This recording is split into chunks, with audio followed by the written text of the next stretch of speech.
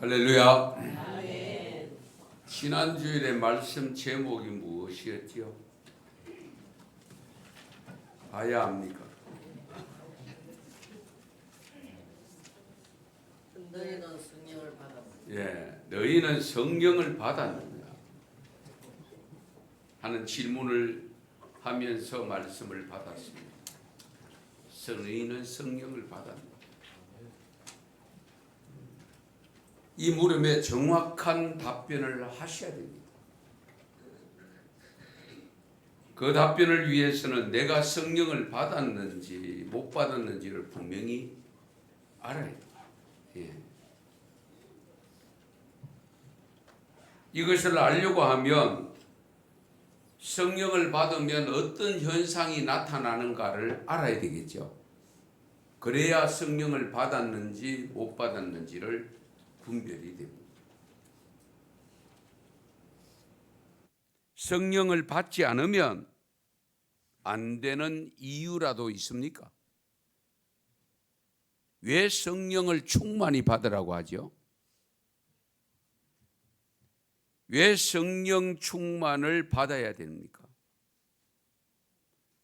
받지 않으면 안 되는 이유가 있기 때문입니다.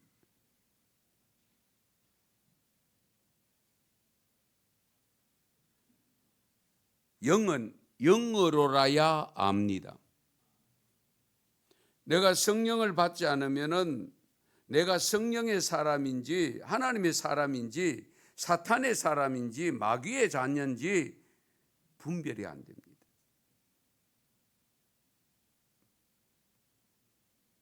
우리가 하나님의 사람으로 살아가려면 반드시 성령을 받아야 됩니다. 성령을 받아야 하나님의 사람이 된다는 것, 지난주에도 잠깐 말씀을 드렸는데요.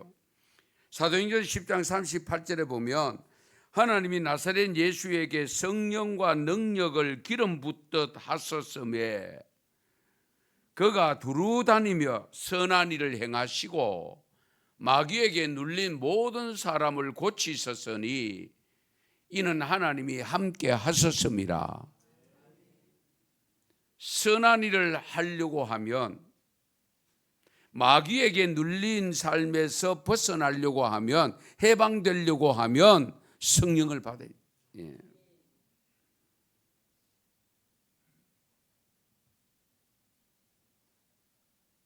치유의 능력을 받는 것도 성령을 통해서 받습니다. 고린도전서 2장 4절에 보면 내 말과 내 전도함이 설득력 있는 지혜의 말로 하지 아니하고 다만 성령의 나타나심과 능력으로 하여. 이 사도 바울의 고백입니다.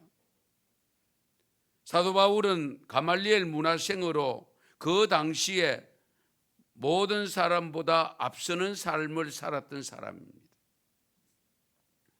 소위 말하는 유명세를 탄 사람입니다. 로마의 시민권을 가진 사람입니다. 학식적으로 지식적으로 보면 앞서가는 사람입니다. 그래서 하나님은 그를 사용해서 서신을 13편이나 바울 서신을 13편이나 이 성경 속에 두고 있습니다. 아무나 할 수 있는 게 아닙니다. 그런 사도 바울이 고백한 내용입니다. 내 전도함이, 내가 복음을 전함이, 내가 설교함이, 내가 성경을 가르침이 그런 의미입니다.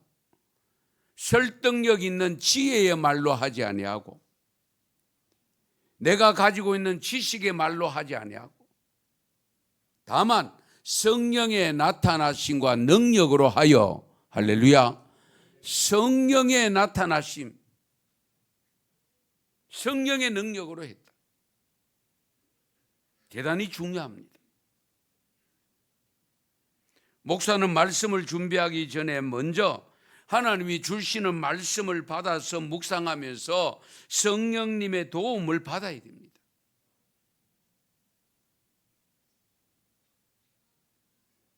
바울의 고백처럼 지혜의 말로, 지식의 말로 하지 아니하고 성령의 나타나심과 성령의 능력으로 해야 되기 때문에 그렇습니다. 그래서 목사가 설교 준비하면서 AI를 사용하면 될까요, 안 될까요? 안 되죠. 왜? AI는 성령님과 교통할 수가 없어요. 성령의 말씀을 들을 수 없어요. 하나님과 교통할 수가 없어요. 잘 들으세요. 예. AI 좋아하지 마세요. 우리 젊은 세대들, 청년들 잘 들으세요. AI 의지하지 마세요. 예. AI는 있는 자료 가지고 합성을 시켜서 그걸 이용하는 것이지 영적인 음성을 들을 수 있는 게 아니에요.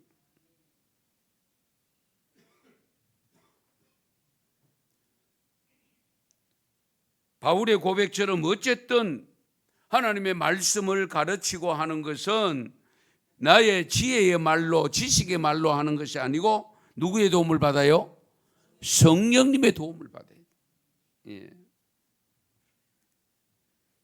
에베소 3장 16절에 보면 그의 영광의 풍성함을 따라 그의 성령으로 말미암아 너희 속사람을 능력으로 강건하게 하시오며, 나의 속사람을 새롭게 만드는 것은 내 힘으로 안 돼요. 성령의 능력을 받으셔야 됩니다. 성령을 받으셔야 돼요. 그래야 내 속사람이 새롭게 되어지고 강건하게 된다고 했습니다. 로마서 8장 9절에 보면 우리가 성령을 받아야 될 근본적인 내용인데요, 중요합니다. 로마서 8장 9절에 보면 이런 말씀이 있습니다. 그리스도의 영이 없으면 그리스도의 사람이 아니다. 그리스도의 영이 없으면, 성령이 없으면 그리스도의 사람이 아니다. 그리스도의 사람이 아니면 크리스찬이 아니잖아요. 신자가 아니잖아요. 그리고 14절에 보면은 하나님의 영으로 인도함을 받은 사람은 곧 하나님의 아들이라고 했습니다. 하나님의 영으로 인도함을 받은 사람이 하나님의 아들이다. 하나님의 자녀다.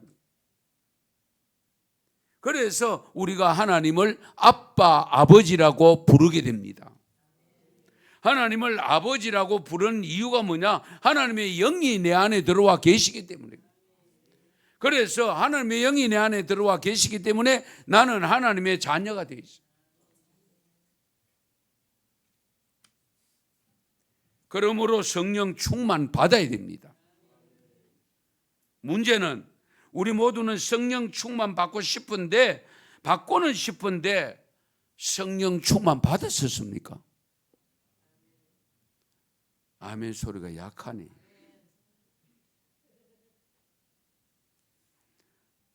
성령을 받으면 이렇게도 좋은 현상이 나타나는데 안 받고 되겠습니까?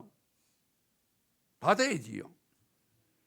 그러면 전혀 생각지도 못한 사람이 받는 경우가 있어요. 그 대표적인 사람이 사도 바울입니다.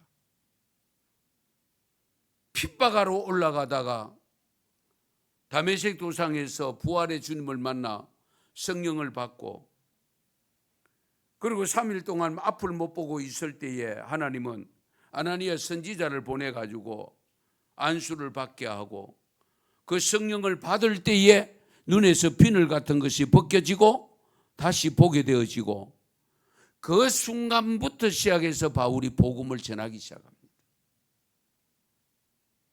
성령을 받지 않았으면 그렇게 할 수가 없어요. 예. 여러분의 입이 안 떨어진다. 잘 생각하세요. 성령이 내 안에 충만하면 입이 떨어집니다. 무슨 말을 할지 잘 모르는데 성령이 충만하면 어느 순간에 생각이 나고 할 말이 생각나어지고, 그래서 말을 건네게 되는데 내가 생각해도 좀 이상하다. 내가 어떻게 해서 저런 말을 할 수 있었지? 하는 것은 성령이 역사한 줄 믿으시기 바랍니다. 성령이 역사하세요. 그러면 우선은 성령을 받으려고 하면 어떻게 해야 됩니까? 이걸 묻는 분이 없었어요. 목사님, 성령 받으려고 하면 어떻게 해야 됩니까? 질문하는 분이 잘 없더라고요. 그럼에도 불구하고 오늘 그 말씀을 가르쳐 드리려고 합니다. 우선 성령을 받으려고 하면 말씀을 잘 들어야 됩니다. 왜? 말씀 듣는 중에 성령이 임합니다. 이 점도 깊이 알으셔야 됩니다. 사도행전 10장 43절에서 46절 말씀이 있는데요, 같이 읽습니다. 그에 대하여 모든 선지자도 증언하되 그를 믿는 사람들이 다 그의 이름을 힘입어 죄사함을 받는다 하였느니라. 베드로가 이 말을 할 때에 성령이 말씀 듣는 모든 사람에게 내려오시니. 아멘. 모든 사람에게 성령이 언제 임했다고요? 말씀, 베드로가 이 말을 할 때에, 설교를 할 때에, 이 말씀을, 설교를 듣는 사람에게 성령입니다.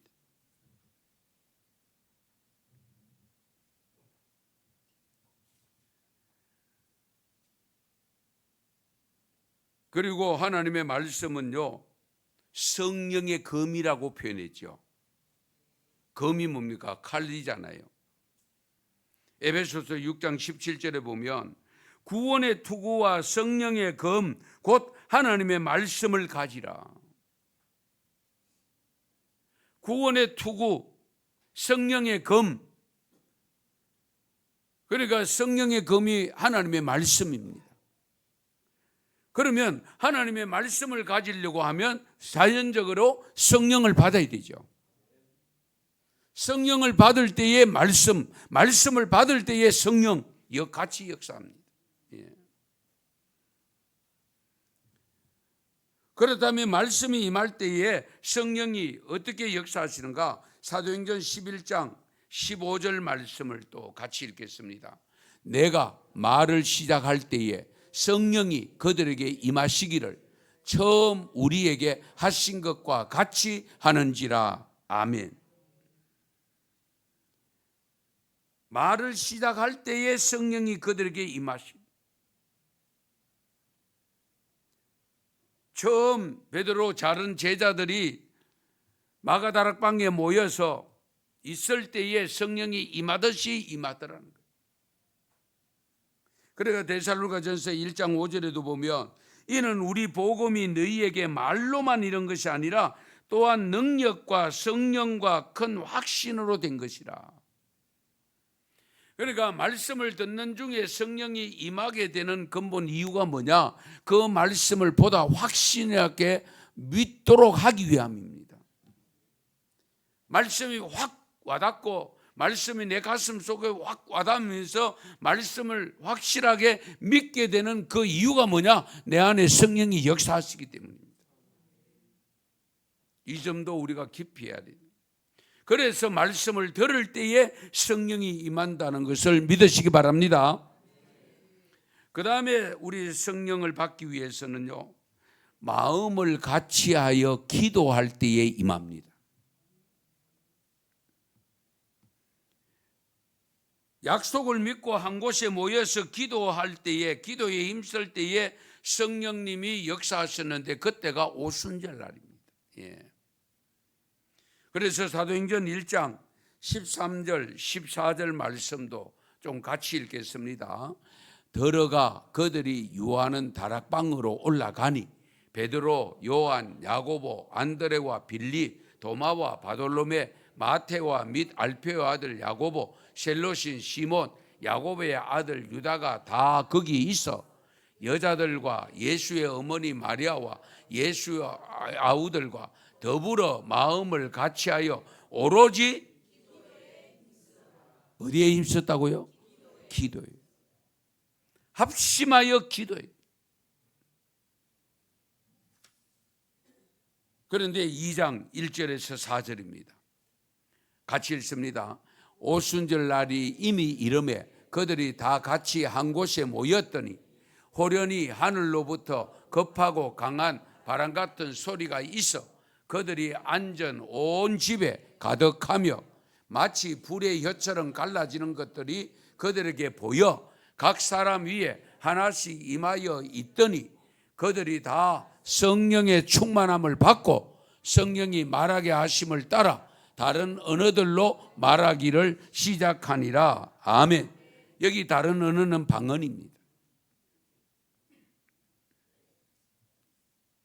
모여서 합심하여 기도하는 것 대단히 중요합니다. 예. 그래서 통성 기도가 중요합니다. 예. 4장 31절에도 보면 이런 말씀이 있습니다. 빌기를 다하며 모인 곳이 진동하더니 무리가 다 성령이 충만하여 담대히 하나님의 말씀을 전하니라. 예. 여러분, 예수님에게 성령이 임할 때에 언제 임했는가? 거기 누가복음 3장 21절 22절에 있습니다. 이 말씀도 같이 읽겠습니다. 백성이 다 세례를 받을새 예수도 세례를 받으시고 기도하실 때에 하늘이 열리며 성령이 비둘기 같은 형체로 그의 위에 강림하시더니 하늘로부터 소리가 나기를 너는 내 사랑하는 아들이라 내가 너를 기뻐하노라 하시니라. 아멘. 어쨌든 연합하여 통성 기도할 때에 성령이 강하게 역사함을 믿고 앞으로 통성 기도할 때에 빠지지 않기를 바랍니다. 성령을 받고 싶으면 그렇게 하셔야 돼요. 예.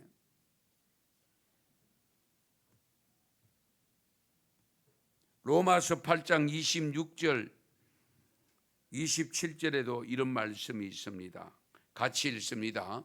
이와 같이 성령도 우리의 연약함을 도우시나니 우리는 마땅히 기도할 바를 알지 못하나 오직 성령이 말할 수 없는 탄식으로 우리를 위하여 친히 간구하시느니라. 27절 마음을 살피시는 이가 성령의 생각을 아시나니 이는 성령이 하나님의 뜻대로 성도를 위하여 간구하심이니라. 아멘. 잘 들으세요. 우리가 연합하여 기도할 때에 성령이 임하면 또 어떤 현상이 생기느냐? 우리가 생각지도 못한 기도 제목들이 떠오르요. 그러면 기도를 더 뜨겁게 하게 되죠. 거기다가 방언의 은사 받는 분들이 생기면 더 열심을 다해서 기도하게 되는데 잘 들으세요. 다른 여러 사람이 성령 받을 때 나는 맹송맹송할 수 있어요. 그런데 거기에 묻혀가다 보면 내게도 성령이 임함을 경험하게 됩니다. 그래서 연합해서 합심하여 기도하는 것이 대단히 중요합니다. 예. 이런 현상들이 분명히 있습니다.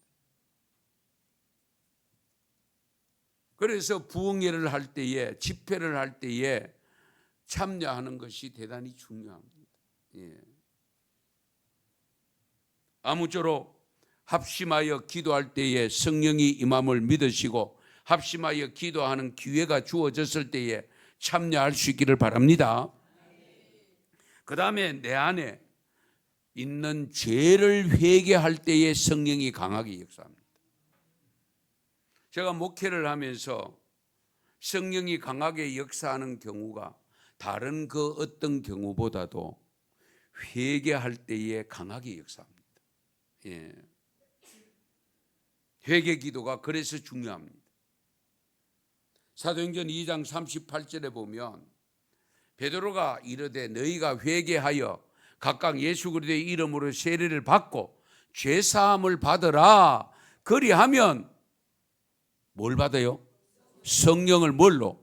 선물로. 그냥 공짜로 받는데요.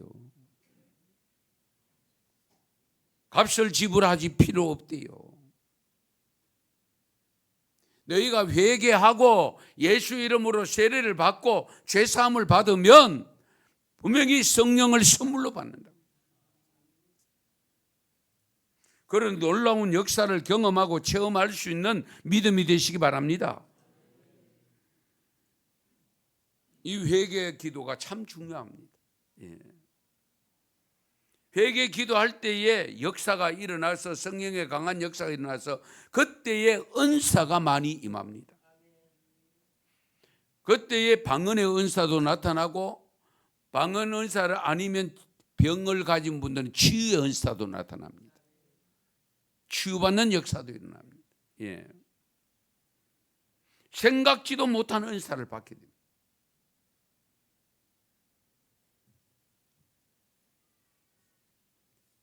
어쨌든 성령을 받으면요, 잊어버렸던 것까지도 기억나게 하시기 때문에 생각지도 못한 회개까지 됩니다. 예. 잊어버렸던 것까지도 회개가 됩니다. 왜? 성령님께서 가르쳐 주시기 때문에 그랬습니다. 마태복음 5장 23절 24절 이런 말씀이 있습니다. 같이 읽습니다. 그러므로 예물을 제단에 드리려다가 거기서 내 형제에게 원망 들을 만한 일이 있는 것이 생각나거든 예물을 제단 앞에 두고 먼저 가서 형제와 화목하고 그 후에 와서 예물을 드리라. 아멘. 이게 뭡니까? 회개잖아요. 예, 참된 회개입니다. 하나님 앞에 와서 예배를 드리려고 와서 제물을 올렸습니다.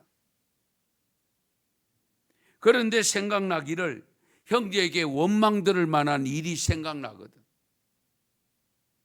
그 제물을 대고 예배 드리다가도 중단하고 가서 거기 형제와 화해를 먼저 하고 가서 용서를 먼저 구하고 그리고 와서 예배를 드리라는 거예요. 이런 경우가 쉽지 않잖아요. 예. 그러면 참된 회개는 그런 것이 필요한데 그러나 지금까지 또 그 사람을 찾아가서 그곳까지 가서 하고 오면 예배 시간 다 끝나고 그렇게 되니까 어떻게 해야 되겠죠? 그 자리에서 회개를 해야 되겠죠. 우선은 회개하고 예배가 끝나고 난 다음에 가서 고백을 하고 정말 그에게 해야 될 것이 있으면 하도록 해야 되겠죠. 아무쪼록 우리 성령이 충만을 받기 위해서는 회개 기도가 필요함을 믿으시기 바랍니다. 그 다음에 안수 기도 받을 때에 성령이 역사합니다. 안수 기도. 사도행전 8장에 보면 예루살렘에 있던 사도들이 사마리아 사람들도 하나님의 말씀을 받았다는 소식을 듣고 예루살렘에서 베드로와 요한을 사마리아로 보내잖아요. 베드로와 요한이 사마리아에 가보니까 세례는 받았는데 물 세례는 받았는데 아직 성령 세례를 못 받은 것 같아요. 그래서 그들에게 성령 받기를 안수기도 했을 때에 그들에게도 성령이 임했다라고 기록합니다. 그것이 사도행전 8장 17절인데요. 이에 두 사도가 그들에게 안수함에 성령을 받는지라.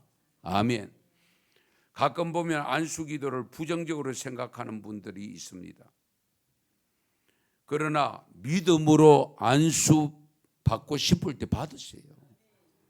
그거는 아무도 몰라요. 하나님의 역사, 성령의 역사는 아무도 몰라요. 예. 그러나 안수기도 받을 때의 역사가 일어나요. 예. 이런 것도 여러분 체험해 보지 않으면 모릅니다. 경험해 보지 않으면 모릅니다. 예.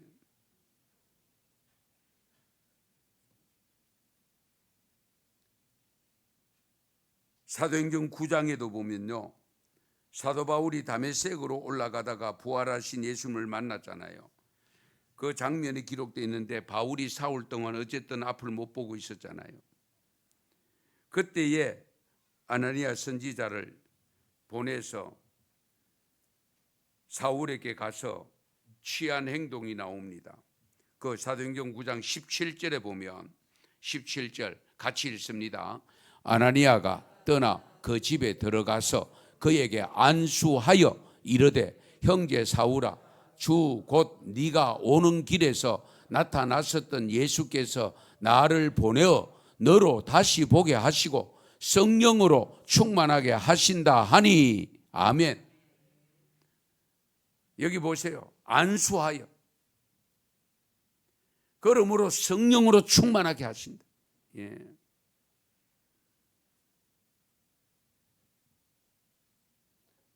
사도행전 19장에 또 보면 바울이 에베소에 올라가서 제자들을 만났을 때에 너희가 믿을 때에 성령 받았느냐? 라고 질문을 합니다.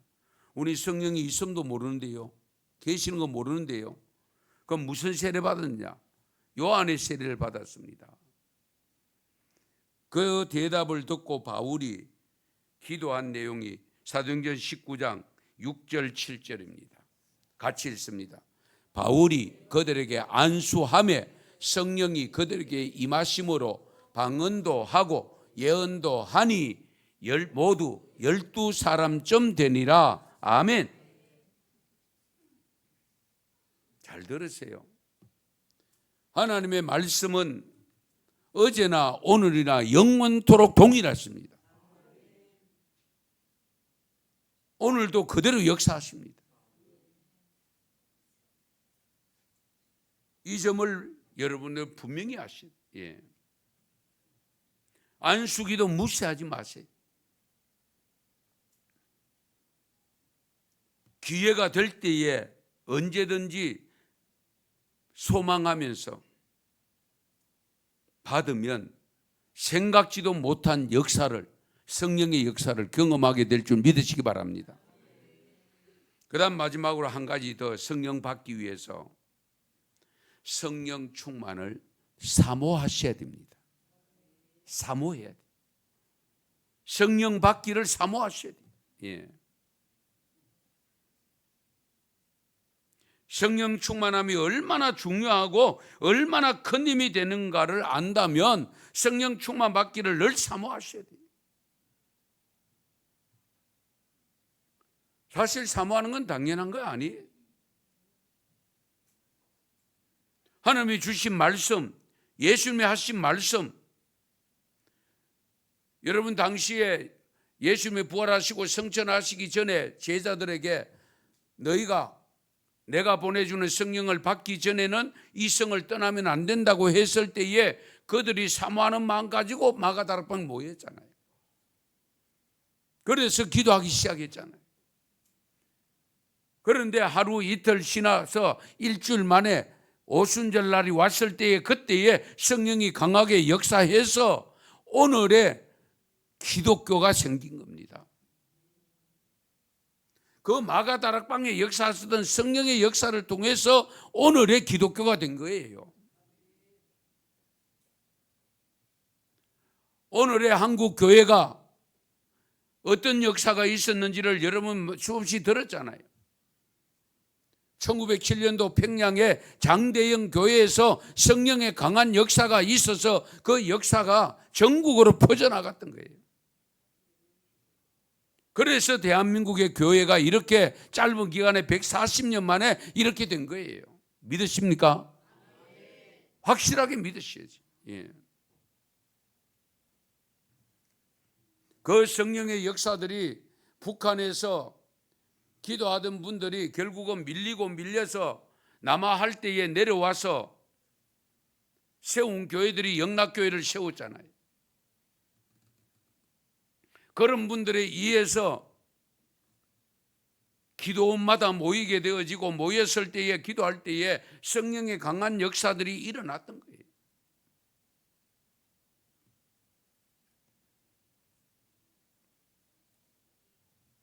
누가복음 24장 49절에 이런 말씀이 있습니다. 볼지어다 내가 내 아버지께서 약속하신 것을 너희에게 보내리니 너희는 위로부터 능력으로 입혀질 때까지 이 성에 머물라 하시니라.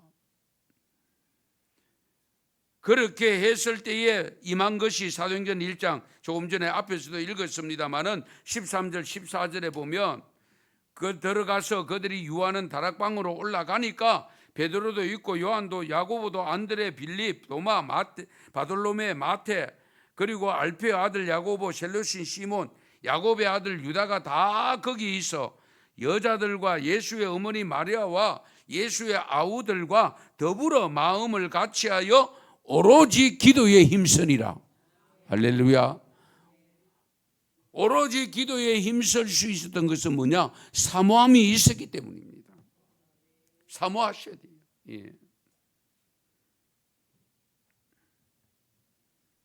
아울러 우리가 성령 받기 위해서는 한편으로 성령 받는데 방해되는 것을 제거하셔야 됩니다.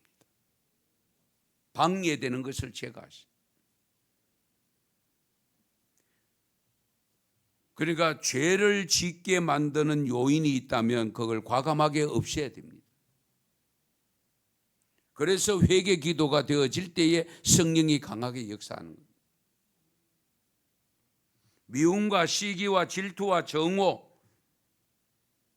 더러운 말 이런 걸 과감하게 떨쳐버립니다. 전도서 5장 2절에 보면 너는 하나님 앞에서 함부로 입을 열지 말며 급한 마음으로 말을 내지 말라. 하나님은 하늘에 계시고 너는 땅에 있음이니라. 그런즉 마땅히 말을 적게 할 것이니라. 사람들에 대해서 하는 말들은 상가 적게 하고 하나님 앞에 기도할 때는 많이 하시고. 할렐루야. 잘 들으세요. 예.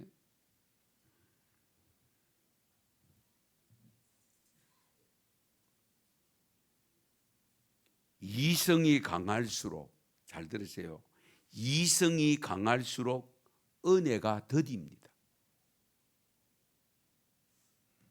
감성이 강할수록 은사가 빠르게 나타납니다. 그래서 남자 성도보다 여자 성도들이 은혜를 많이 받는 이유가 그 중에 한 가지입니다. 예. 이성이 발달되어 있으면 은사가 더딥니다. 은혜가 더딥니다. 감성이 발달되어 있으면 훨씬 더 은사를 쉽게 받습니다. 그래서 우리가 성령 충만을 유지하기 위해서는요, 어쨌든 성령님과 지속적으로 교제를 해야 됩니다. 아무리 놀라운 체험을 했어도 하나님의 일을 위해서 쓰임받지 못했다면 자기 중심적인 도취에 빠지게 됩니다. 그러므로 날마다 우리가 성령 충만해서 정인된 삶을 살아야 되잖아요. 오늘 이 말씀 듣는 중에도 성령 충만 임하심을 경험하는 체험하는 시간이 될 수 있기 바랍니다. 성령 충만 받아서 집으로 돌아가시면 얼마나 좋겠어요. 그러면 성령을 이렇게 해서 받으면 어떤 현상이 일어나는가? 그걸 알아야 내가 성령 받았는지 안 받았는지 알지요. 그렇죠? 성령 충만 받으면 첫째는 찬양과 감사가 넘칩니다. 할렐루야. 성령 충만 받으면 찬양과 감사가 넘칩니다. 에베소서 5장 오늘 읽은 본문 18절에서 21절에 있는 내용입니다. 술 취하지 말라. 이는 방탕한 것이다. 오직 성령으로 충만해라. 시와 찬송과 신령한 노래들로 서로 화답하며 너희의 마음으로 주께 노래하며 찬송하며 범사에 우리 주 예수 그리스도의 이름으로 항상 아버지 하나님께 감사하며. 찬양과 감사가 넘칩니다. 여러분 스스로 생각할 때 내 입에서 왜 감사가 절로 나온다, 찬양이 저절로 나온다, 그건 내 안에 성령이 충만함을 믿으시기 바랍니다. 성령이 충만하기 때문에. 그런데 내 불평이 나오고 감사가 사라지고 감사할 줄 모르고 그러면 내 안에 성령이 크게 역사하지 않는 겁니다. 예. 그 다음에 성령이 충만을 받으면요, 황홀한 기쁨을 경험하게 됩니다. 감사와 찬양이 나오기 위해서는 뭐예요? 마음이 기뻐야 되죠. 그렇잖아요. 기쁨이 없이는 찬양이 나올 수가 없죠. 예. 기쁨이 없이는 감사가 쉽게 되지 않습니다. 마음에 기쁨이 충만해요. 예. 데살로니가전서 1장 8절에 보면 6절에 보면은 또 너희는 많은 환난 가운데서 성령의 기쁨으로 말씀을 받아 우리와 주를 본받은 자가 되었으니. 많은 환난이 있습니다. 환난은 없는 게 아니에요. 환난 가운데서 성령의 기쁨이라고 있습니다. 환난을 받는데도 내 안에 기쁨이 충만하고 환난을 받는데도 감사가 나오고 찬양이 된다. 뭐가 그래 기쁘노? 뭐가 그래 감사하노? 내가 보니까 감사할 일 하나도 없는데. 그런데도 불구하고 내 입에서 감사, 내 마음에 감사가 있다는 것은 내 안에 성령이 충만함을 믿으시기 바랍니다.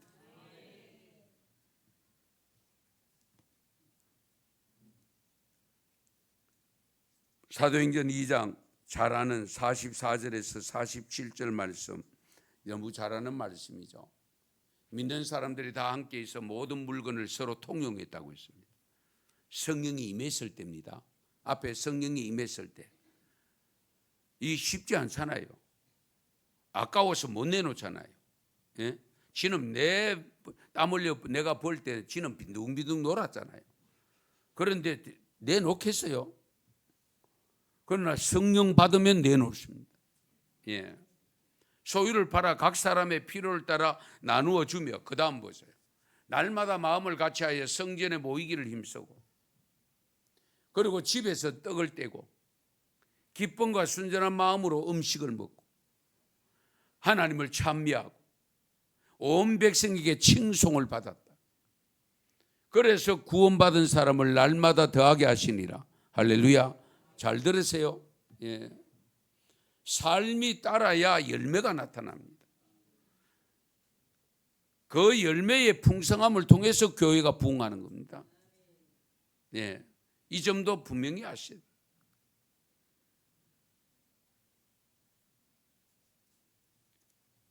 그리고 성령 받으면 은사를 받게 됩니다.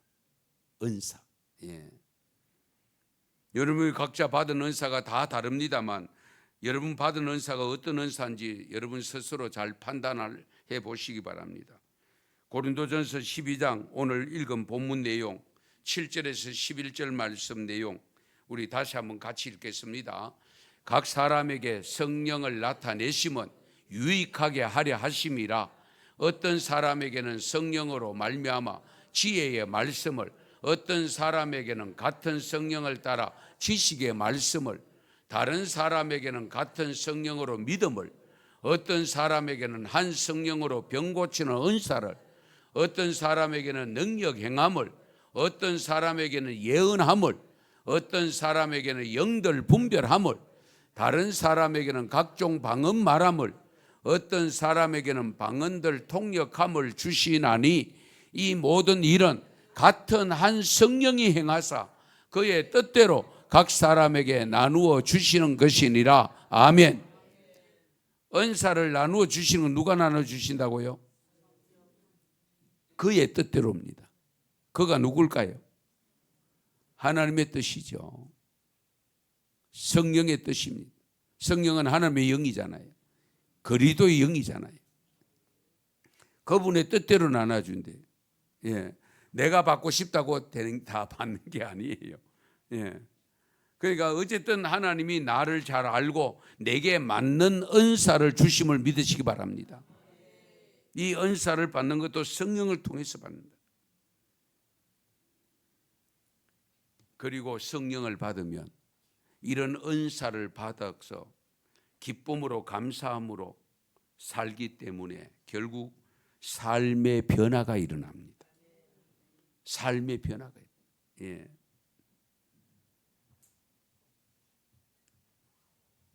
성령을 받고 난 다음에 삶의 변화를 가장 뚜렷하게 보여준 사람이 저는 바울과 베드로입니다.